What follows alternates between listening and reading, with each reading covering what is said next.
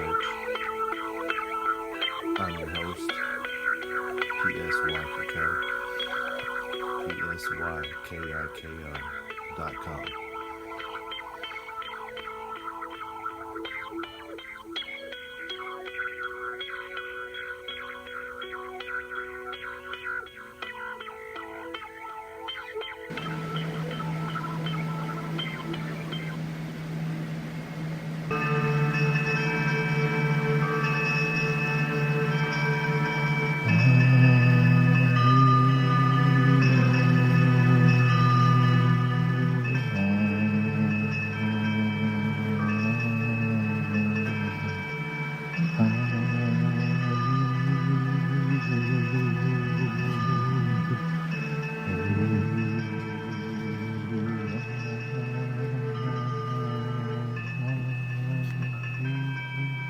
Chapter number meaningless pie.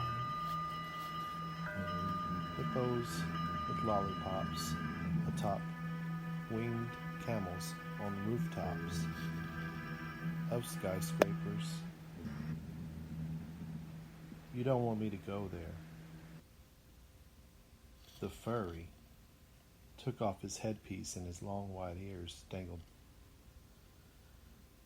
Chapter number meaningless pie. Hippos with lollipops atop winged camels on rooftops of skyscrapers. You don't want me to go there. Well, The furry we had to go there. We had to start over. and his long white ears dangled down. Should we start over again whipping now? to and fro. Oh no, you didn't, said the squirrel as she took off her mask as well, which she dropped to the floor, perhaps so she could get her point across more effectively with him seeing her grimacing countenance, almost a growl. Of course I did. I'm not afraid of you. You're the very least of my worries, bitch. Oh yeah? That's what you think, huh?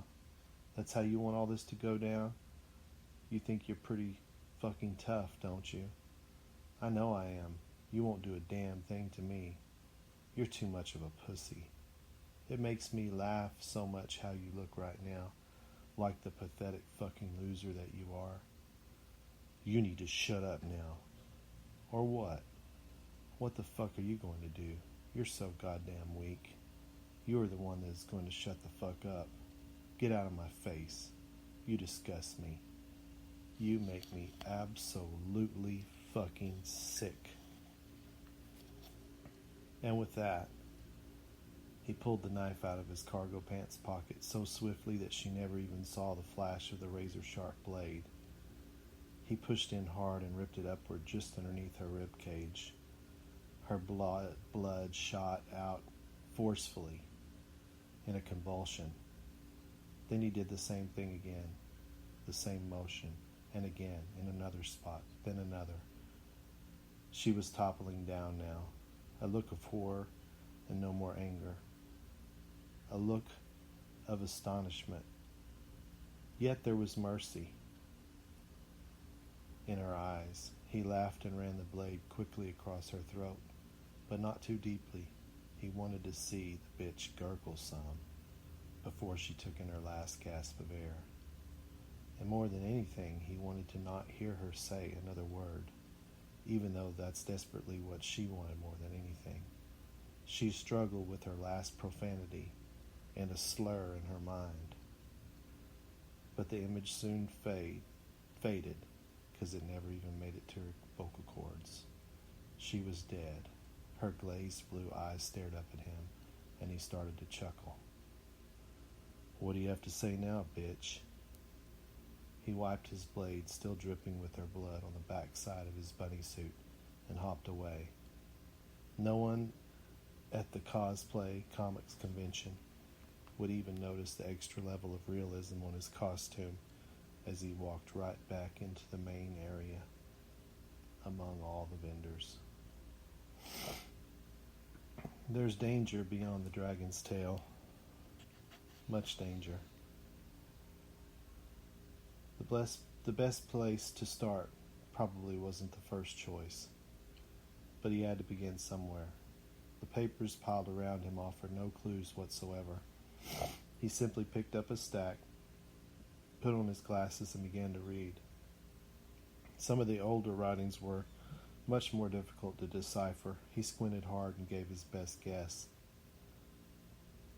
There's usually more than one way to get out of the glop without being slopped by the whippest of a whop. It sounded like Dr. Seuss on acid. He'd finally started to consistently see and even occasionally control his hands in his dreams. This eventually led to him replacing his servitors and other entities in his personal spiritual concubine with robots he'd programmed to protect himself constantly, as well as complete other tasks as assigned. He was prepared for this psychic war. It had been a long time since he'd felt any guilt for much of anything, much less for a few perfectly round asses popped up and ready for him on the couches and the soundboards in the studio. He took them whatever way he pleased, each and every day. The programming was random, with pleasure as the only common denominator. A protest here, a beg for mercy there, and wrapped up with your dream come true sandwich. It was never boring because the concubines were from all different age groups, all different nationalities, all different cultures. They started somewhere a little below legal, but not much past junior high. And they moved all the way up into the 50s. Lots of neat combinations were possible. He'd worshiped so many versions of the female form. There was very little left that he could imagine, but still he tried, and the algorithm helped him. He even had an egregore that played Gregorian chants in time with the ecstatic robotic rhythms, the panting of pleasure that went on daily. Word salad. Things that must have made sense years ago. Meaning fell away as the years did. It was just an impossibility. But then wasn't everything? So the same use there was in not trying was the same use there was in trying. It was one of the main reasons he'd given up on the music. Too linear, too structured, too repetitive, too much of a reminder of the reality he was trying to escape. It was even worse that he felt like a trained circus monkey any time he performed, whether it was his own songs or a popular old favorite. And everything always sounded a little like something else. His own work's a derivative of something previous. Mental music could mix a Pink Floyd Halen with an Eddie Vedder Maiden like some stream of conscious cocktail. This scratched the itch in his imagination better than the crooning and strumming anyway. And then there was the garden. It was another place that he liked to experiment. There was an exercise where he purposefully almost killed some of his most prized plants with the intention of bringing them back to life just before it wouldn't have been possible, and even bringing them back to life stronger than before. His research didn't always yield results / fruit, but the times it did made up for the times that it didn't. It was just another unbalanced equation in his mind. It was a reflection of the unbalanced universe around him. They made him realize that these plants were different than him, just apart. Just the actual same substance that permeated it all. And maybe managing a miracle with the smallest of delicate flowers could eventually branch out to something larger. A creature to be reckoned with. A formidable opponent for his nemesis. Thank you for listening to All of RoadKill Church. the homunculus. by PSYKIKO. PSYKIKO.com. Some were chicken bones. The sculpture used the horns of a large Take a look bull and for support the legs. podcast. One of the See the places art I behind the succubus podcast. liked to use as a landing strip and a launch pad. The vision of the succubus varied depending on the chemical reactions he had going on in the brain when he casted her. Her face was the face of a witch doctor, yet horned, a neck with a chain of bones, a serpentine tongue, a scythe, a crown of children's teeth that she must have stolen from the tooth fairy in a ghetto street fight. The keys jangled from her utility belt, and these were the keys to souls, as well as snaggletooth rugrats. They were the keys to dreams and nightmares, and yet some cavities can be your friend, just like some candies. Within that crown of children's teeth on her head, eggs were hidden, and the birds of both hell and paradise could emerge without warning, whenever needed be, by the sorcerer. Part greasy wheel, part donk-a-donk lemon peel. Popeye popped into my mind, and he was on fire, but he just sat there without even trying to run around or put it out. Parts of him were beginning to melt. Had he set himself on fire, or was it some kind of accident? Was he in sort of alternative cartoon universe? One of Popeye's eyes was even beginning to pop out from the heat.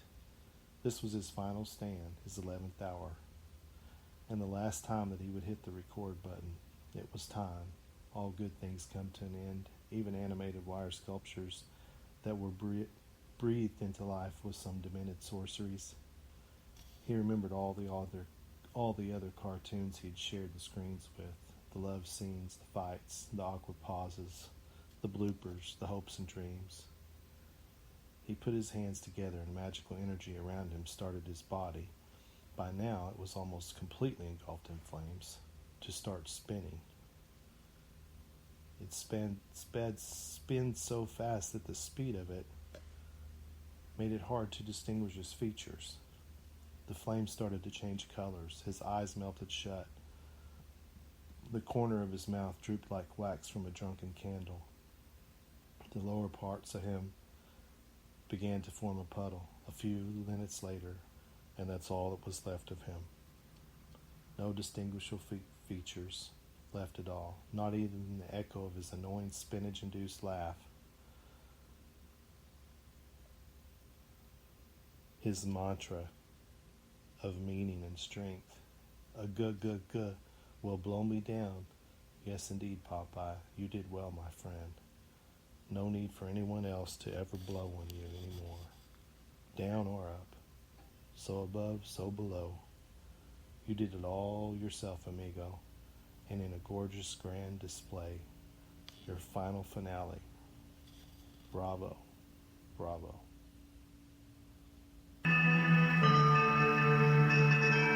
Thank you for listening to the RoadKill Church podcast. This is your host, saying thank you, and please check out PSYKIKO.com to check out the art that's beyond the podcast. Knowing spinach-induced laugh. You can hear more at PSYKIKO.com. His mantra of meaning and strength. Thank you for listening. Good.